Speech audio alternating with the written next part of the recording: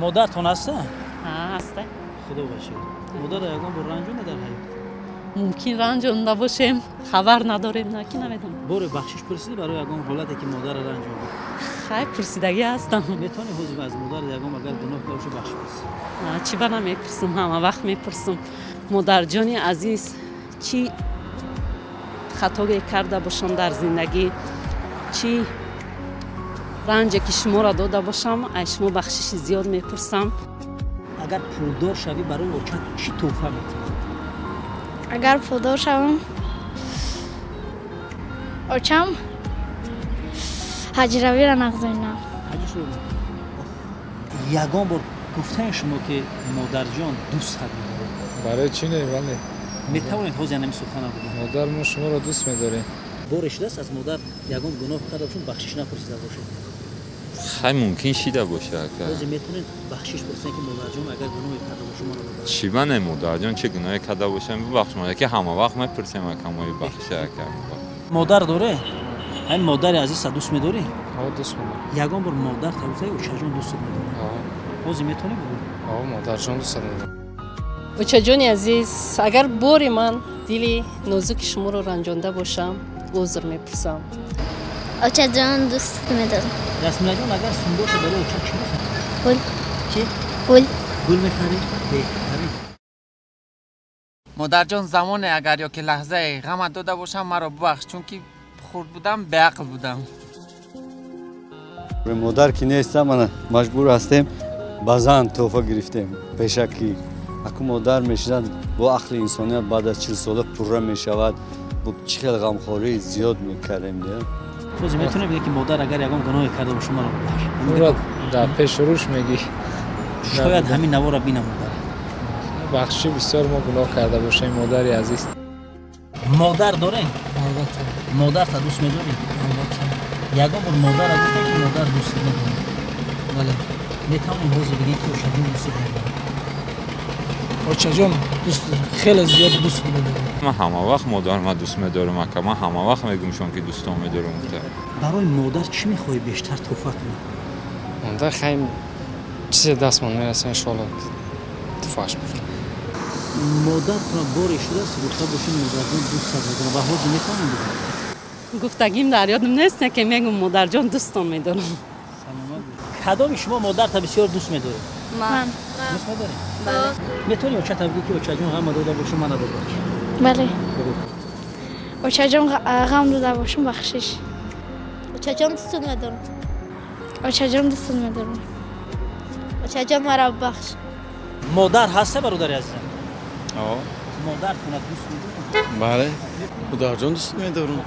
اوچه جان اگر شما را غم داشتم بخشش. سلامت باشید. اگر برای مادر لازم چه تحفه کردنی باشه چی تحفه می‌دی؟ خیلی برای مادر یک سخن خوب بهترین چیز. اگه در زندگی یگان با مادر رنجان خیلی که نه و حوزه میتونید اگر یگان کاری کرده باشه از مادر بخشش پرسید. نه تو زیرا بخشش ان شاء الله میپرسیم. حوزه میتونه که مادر بگو مرا ببخش. مادر جان مرا ببخش. مادر داره؟ بله مادر تا دوست می‌داری؟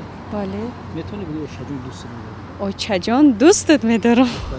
من هر روز سحر میخوام مادرم بخشش میپرسم با بیرون میبرم برای که مادر برای ما یگانه که ما را به پدر کلان کرد به وایه رسان.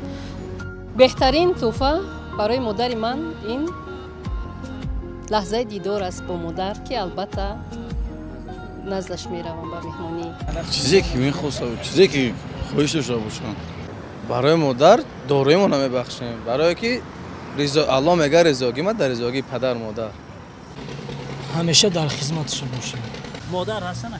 خدا به شکر هست پنجکنده هم. بهترین. خب برادر باری شده است که مادر رنج جانده رو بخشش نپرسیده باشه. نه یگم با نرنجادم نیستم راست شگم که یک بار سخنشون یک بار نگیته بودم یک بار خب مادر جان بخشش یگان سخن بعد گفته باشم یگان رنج داده باشم عذر زیاد خواستن بسیار هرچی میخوام نه که میخوام که همه وقت سلامت باشه در برام مادرم.